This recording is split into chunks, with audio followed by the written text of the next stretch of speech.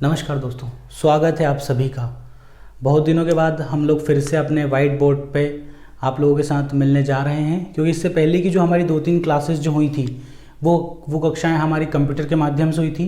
क्योंकि वो टॉपिक ही इस तरह के थे कि मैं बिना कंप्यूटर का उपयोग किए आपको उन टॉपिकों को ठीक तरीके से पढ़ा नहीं सकता था, और अगर मैं उनको किसी तरीके से वाइट बोर्ड पर पढ़ाता भी तो उतना अच्छा आपको समझ में नहीं आ पाता।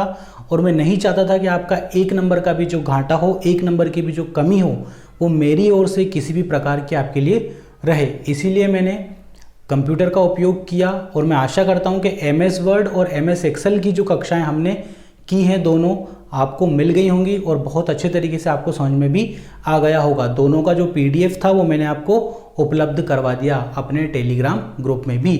तो MS एक्सेल को जब हमने पढ़ा था और MS वर्ड को जब हमने पढ़ा था, दोनों ही जगहों पे हमें एक चीज़ कॉमन मिली थी। वो क्या मिली थी हमें? हमारा चार्ट। तो चार्ट के लिए मैंने आपको बताया था कि चार्ट को आप यहाँ ना पढ़ते हुए कंप्यूटर पे मैं आपको वाइट बोर्ड पे पढ़ाऊंगा, और बहुत ही बेहतरीन हमारी क्या होगी क्लास चार्ट की होने वाली है, क्योंकि मैं आपको चुटकियों में यहाँ पे चार्ट याद करवा दूंगा। तो देखिए, सबसे पहले हम लोग लिख लेते हैं कि असल में जो हमारा चार्ट होता है इसका उपयोग क्यों होता है। ये मैंने पूरा जो सेट है अपना यहाँ पे लिख के रखा है, ताकि जब मैं इसको लिखूँ तो हमारा जो समय की बर्बादी ना हो और हमारा काम जो है वो आसानी से हो जाए। तो देखिए, मैंने यहाँ पे लिख के रखा कि चार्ट जो होता है किस उपयोग में आता है, चार्ट को आखिर हम बनाते क्यों हैं। तो देखिए, मैंने लिखा हुआ है कि गणितीय और व्यापारिक क्रियाओं को सरल रूप में दर्शाने के लिए उपयोगी है। कौन उपयोगी है? चार्ट। यानी कि जो चार्ट है इसका जो उपयोग है वो गणितीय और व्यापारिक क्रियाओं को सरल रूप में दर्शाने के लिए इसका उपयोग किया जाता है। यानी कि कुछ ऐसी गणनाएं, कुछ ऐसी क्रियाएं जो हमको बाय डाटा समझ में ना आए, पढ़ने में समझ में ना आए, इसलिए उनका हम क्या कर सकते हैं कि इमेज के थ्रू उनको समझने की हम कोशिश करते हैं। क्योंकि देखो क्या होता है कि जो बच्चे होते हैं, बच्चों को आप एक सिंपल सी बुक ला के दे दो तो उन्हें वो बुक में से कुछ भी समझ में नहीं आएगा। वहीं आप उन्हें एक कार्टून वाली बुक ला के दे दो जिसमें बहुत सारे क्या बने हो, चित्र बने हुए, बहुत सारे इमेज बने हुए हों, तो वो इमेज को देख देख के उस चीज़ को बहुत आसानी से क्या समझ सकते हैं। क्योंकि जो इमेज डालने से वो चीज़ क्या हो जाती है, मज़ेदार हो जाती है। मज़ेदार के साथ वो चीज़ क्या होती है, थोड़ी सरल हो जाती है। यही रीज़न है कि बच्चों की किताबों में इतने सारे चित्र क्यों होते हैं, और जो हम जो किताबें जो पढ़ते हैं फिजिक्स, केमिस्ट्री या नोबेल कोई सा, उसमें वो इमेज इतने ज़्यादा क्यों नहीं होते हैं। ठीक है, तो एक्सेल में देखो, MS एक्सेल में क्या होता है 3D और 2D चार्ट भी बनाए जाते हैं। ये बेसिक सी बात थी, मैंने आपको ये बता दी यहाँ पे। इसके अलावा देख लेते हैं हम IMP जो चार्ट है वो हमारे क्या है, निम्नलिखित यहाँ पे हैं। सबसे पहले हम लोग बात कर लेते हैं कॉलम और बार चार्ट की। तो पहले आपको पता होना चाहिए कि ये जो कॉलम हमने जो लिखा हुआ है, कॉलम चार्ट जो हमने लिखा हुआ है, कॉलम चार्ट की आकृति किस तरह से होती है। तो मैं कॉलम चार्ट की जो आकृति वो यहाँ बना के दे देता हूँ। देखो, आपको सिर्फ इतना याद रखना है कि जो कॉलम होता है, जो हमारे घर में जो बीम कॉलम जो बनते हैं, है ना, जब छत वगैरह डलती, मकान बनाते हैं, तो इस तरीके से हम अपने बीम कॉलमों को बनाते हैं। वही क्या होते हैं, हमारे कॉलम होते हैं ना। अब क्या करना है आपको कि अगला जो बार चार्ट है उसमें इन कॉलमों को इस तरीके से तिरछा कर देंगे, तो ये क्या बन जाएगा, हमारा बार चार्ट बन जाएगा ना। तो अब देखो, दोनों की आकृति सेम है, इसीलिए दोनों को इनका उपयोग भी क्या है, सेम है। श्रेणियों में मूल्यों की तुलना दर्शाने हेतु, यानी कि मान लो कि ये कितना परसेंट है, 60% है, और ये कितना है, 80, ये 20 रुपये है, तो ये कितना है, 40 रुपये, ये इसको 30 रुपये कर दो, है ना। तो देखो, हम यहाँ पे क्या कर रहे हैं, श्रेणियों में मूल्यों की तुलना दर्शा रहे हैं। दोनों सेम चार्ट है, इसीलिए इनको समझना भी क्या है, बिल्कुल आसान है, और इन दोनों को हमने एक ही श्रेणी में रख दिया। चलिए आगे बढ़ते हैं। आशा करता हूँ ये चीज़ आपको बहुत अच्छे तरीके से समझ में आ गई होगी। इससे सरल रूप और कुछ भी चार्ट का नहीं हो सकता है, और 1 नंबर का चार्ट आपका एग्जाम में कंफर्म है, मेरी तरफ से कंफर्म है। इसके बाद हम लोग बात कर लेते हैं किसकी, लाइन और एरिया चार्ट की। तो सबसे पहले हमें पता होना चाहिए कि लाइन और एरिया चार्ट जो है, तो इसकी आकृति, इसका जो ग्राफ है वो किस तरीके से बनता है। तो हम लोग क्या करते थे, पहले इसकी डिज़ाइन बना लेते हैं। मान लीजिए कि हम क्या देख रहे हैं, इंडिया वर्सेस वेस्ट इंडीज़ का हम क्या देख रहे हैं, मैच देख रहे हैं। तो इंडिया ने 300 रन बनाए, तो इस तरह से हमें बताता नहीं है बात बीच में, और साउथ अफ्रीका यहाँ पे पहुँचा हुआ है तो उसने 200 रन बना दी, तो वो इस तरीके से हमें यहाँ पे बताते हैं। वो किस तरह का चार्ट होता है, वो हमारा लाइन चार्ट होता है, क्योंकि इसमें क्या बनी हुई होती है, लाइन बनी हुई होती है। इसी की तरह क्या होता है, हमारा एरिया चार्ट होता है। एरिया चार्ट की आकृति भी लगभग इसी तरीके की होती है, जिसमें इस तरीके से दर्शाया जाता है। तो लाइन और एरिया दोनों की जो आकृति है वो सेम है, इसलिए हमने इनको एक श्रेणी में रखा है। और देखिए क्या बताया जाता है, समय, वर्ष, महीने, दिन, यह श्रेणियों के साथ ट्रेंड दिखाने में, यानी कि जो ट्रेंड है वो किस ओर जा रहा है उस ट्रेंड को दर्शाने के लिए इस तरह के चार्ट का उपयोग किया जाता है।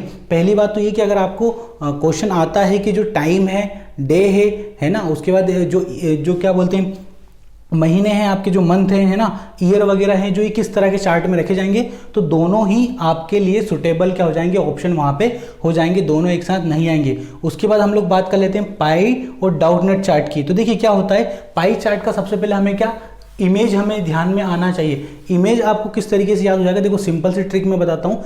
MS एक्सेल पे जाना है, वहाँ जाके चार्ट पे आपको क्लिक करना है ना। जैसे आप चार्ट पे क्लिक करेंगे तो इन सभी चार्टों की क्या है, आपको इमेज खुल के सामने आ जाएगी और वहाँ आप आसानी से पता कर सकते हैं। जब आप पाई चार्ट पे क्लिक करेंगे इस तरीके से आपको आकृति वहाँ पे बनी हुई दिखाई देगी। फिर उसमें बोल सकते हैं कि ये 100% का क्या होगा, हमारा चार्ट हो गया, इसमें 20% का हिस्सा हमने काट लिया है ना। इस तरीके से जब किसी भी ओपिनियन पोल आता है किसी भी इलेक्शन से पहले, तो इस तरीके से बताते हैं कि किसको इतना वोट शेयर परसेंट मिला है। उसी तरह से डाउटनट चार्ट भी हमारा है, तो दोनों की आकृति सेम है उसी तरह, इसीलिए हमने इन्हें क्या करा, इस श्रेणी में रखा है ना। तो जब 100% की जब बात होती है तो किस तरह के चार्टों का उपयोग किया जाता है ना, इसमें पाई और डाउटनट चार्ट का उपयोग किया जाता है। आशा करता हूं बहुत अच्छे तरीके से आपको समझ में आ रहा होगा। ये जो हमने 6 चार्ट अभी तक अपने समझ लिए, इन 6 चार्ट में आपको एक में भी कंफ्यूजन नहीं होगी, और अगर हो रही है तो आपको कुछ नहीं करना है, सिर्फ जाके MS एक्सेल को ओपन करना है, उसकी आकृतियों को देखना है कि किन 2 चार्टों की आकृतियां एक जैसी सिमिलर है और उनमें कौन कौन सी बातें सेम है। आप इस तरीके से फिर उसको पढ़ने के बाद आप इस वीडियो को देखिए, आपकी जो समस्या है वो आसानी से सॉल्व हो जाएगी। चलिए आगे बढ़ लेते हैं। आगे क्या आ रहा है हमारा, रडार, और रडार के आगे क्या है, सरफेस चार्ट। तो 2 तरह के चार्ट है हमारे, कौन कौन से, एक तो है रडार चार्ट, और रडार के बाद कौन सा चार्ट है हमारा, सरफेस चार्ट है। तो देखो इसमें क्या लिखा है, डाटा के 2 सेटों के बीच इष्टतम संयोजन खोजने हेतु। तो सबसे पहले हमें क्या पता होना चाहिए, इन दोनों की आकृति किस तरह की होती है। तो इनकी आकृति हम पहले पता कर लेते हैं। तो रडार चार्ट की जो आकृति होती है वो किस तरीके से होती है, एक मछली का जो जाला होता है इस तरीके से रडार चार्ट की आकृति हमारी होती है। किस तरीके से, इस तरीके से रडार चार्ट की आकृति हमारी होती है। और सरफेस की जो आकृति वो भी इसी की तरह होती है। सरफेस में भी कोई ज़्यादा अंतर होता नहीं है। बचपन में जो हम ग्राफ में जो इमेज खींचा करते थे उसी तरीके से ये इसकी आकृति होती है। तो ये कौन सा हो जाएगा, हमारा रडार हो जाएगा, और ये हमारा कौन सा हो जाएगा, सरफेस हो जाएगा। दोनों की आकृतियाँ थोड़ी सेम है, इसीलिए हमने इनको यहाँ पे रखा। तो देखो इष्टतम संयोजन यानी कि निकटतम जो संयोजन है वो इनमें खोजने के लिए इनका उपयोग हम करते हैं। उसके बाद कौन सा जाएगा हमारा, सेक्टर। सेक्टर के साथ कौन सा जाएगा, बबल चार्ट। 2 चार्ट हमारे और इसके आगे आ गए हैं। तो आकृति हमें पता होनी चाहिए, जब तक हमें आकृति पता नहीं चलेगी हमारा काम इसमें नहीं होगा। बबल से हम बात करें तो बुलबुले जैसा ये चार्ट होता है ना। बबल चार्ट किस तरीका होता है, बुलबुले जैसा, इसमें इस तरीके के बुलबुले बने होते हैं। आपको सिर्फ ये पता चल गया तो आपका काम यहाँ पे हो गया। बुलबुले जैसी आकृति अगर आपकी है तो आपका काम हो जाएगा। इसमें एक और कौन सा चार्ट है हमारा, सेक्टर चार्ट भी इसमें हमारा है। तो सेक्टर चार्ट को भी देख लेते हैं, इसकी आकृति किस तरीके की होती है। सेक्टर चार्ट कह लीजिए या फिर क्या कह लीजिए इसको, XY। तो इस XY की जो आकृति होती है वो भी इसी तरीके से होती है। कहीं यहाँ पे बिंदु है, कहीं यहाँ पे बिंदु, कहीं यहाँ पे, इस तरीके से। एक इमेज इसकी ये होगी, एक इमेज इसकी इस तरीके से भी बनती है, इस तरीके से भी एक इसकी इमेज। तो देखो दोनों में सिमिलर है, कोई ज़्यादा अंतर दोनों चार्टों में नहीं है ना। कई बार इसकी जो बिंदुओं में इसको दर्शा देते हैं इस तरीके से। अब बिंदु कह लो या फिर उसको थोड़ा बड़ा होके बबल कह लो, दोनों की जो आकृति लगभग सेम है, इसीलिए हमने इन दोनों को एक ही श्रेणी में रखा है। तो इष्टतम संयोजन दिखाने के लिए इनका उपयोग किया जाता है, किनका, रडार और सरफेस का। उसके बाद हमने देखा सेक्टर और बबल का। तो विभिन्न मूल्यों के सेटों के बीच संबंध दर्शाने के लिए, देखो ये मूल्य हो गए, इनके सेट हो गए, इनके बीच का संबंध दर्शाने के लिए इसका उपयोग किया जाता है। आगे हम लोग देख लेते हैं। तो देखो स्टैटिक्स के नाम से ही स्पष्ट है कि किस तरह की गणना इसमें होगी, सांख्यिकी गणना होगी। किस तरह की गणना होगी इसमें, सांख्यिकी गणना दर्शाने हेतु स्टैटिक चार्ट का उपयोग किया जाता है। इसके बाद देखो कौन कौन से बच गए हमारे, स्टॉक मार्केट वाला बच गया, वाटरफॉल चार्ट हमारा अभी इसमें बच गया, और इसके अलावा एक कॉम्बो चार्ट भी हमारा बच गया। तो देखिए देख लेते हैं हम, यहां पे देख लेते हैं। वाटरफॉल जो चार्ट होता है, तो वाटरफॉल चार्ट को उसकी आकृति के हिसाब से ही क्या कहा गया, वाटरफॉल कहा गया। सबसे पहले हम यहाँ पे लिख लेते हैं वाटरफॉल और स्टॉक। अब देखो स्टॉक की अगर हम लोग बात करें तो माइंड में आता है हमारा कौन सा, स्टॉक मार्केट, जो कहाँ है हमारा मुंबई में। स्टॉक मार्केट में क्या होता है, कई बार उतार होता है, फिर उसके बाद कई बार चढ़ाव होता है ना, उतार होता है चढ़ाव होता है। और वाटरफॉल में भी क्या होता है, पानी ऊपर नीचे, पानी ऊपर से नीचे की ओर गिरता है, इस तरीके से गिरता है ना। तो दोनों की जो चित्र है वो कहीं ना कहीं थोड़ा थोड़ा सिमिलर है। देखो स्टॉक मार्केट में भी उतार चढ़ाव होते हैं और वाटरफॉल में भी ऊपर से पानी नीचे की ओर आता है ना।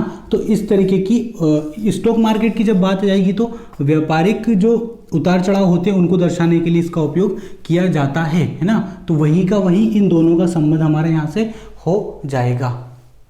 ठीक है, इसके बाद कौन सा जाएगा हमारा, कॉम्बो चार्ट है ना। कौन सा चार्ट जाएगा हमारा, कॉम्बो चार्ट। कॉम्बो चार्ट में क्या होता है कि दो या दो से अधिक चार्टों के संयोजन से इस चार्ट का निर्माण होता है। इस चार्ट को क्या कह दिया जाता है, कॉम्बो चार्ट कह दिया जाता है। यानी कि पाई चार्ट और लाइन चार्ट हमारा एक मिल जाएगा है ना, पाई और उसके बाद पाई और डाउट नट एक हो जाएगा है ना, कॉलम, और उसके बाद चलो तो बार चार्ट हमारा एक हो जाएगा। इधर फिर हमारा रडार और सरफेस चार्ट मिला के, बहुत सारे चार्टों को मिला के कॉम्बो चार्ट बनता है। उसको क्या कह दिया जाता है, कॉम्बो चार्ट हमारा कह दिया जाता है।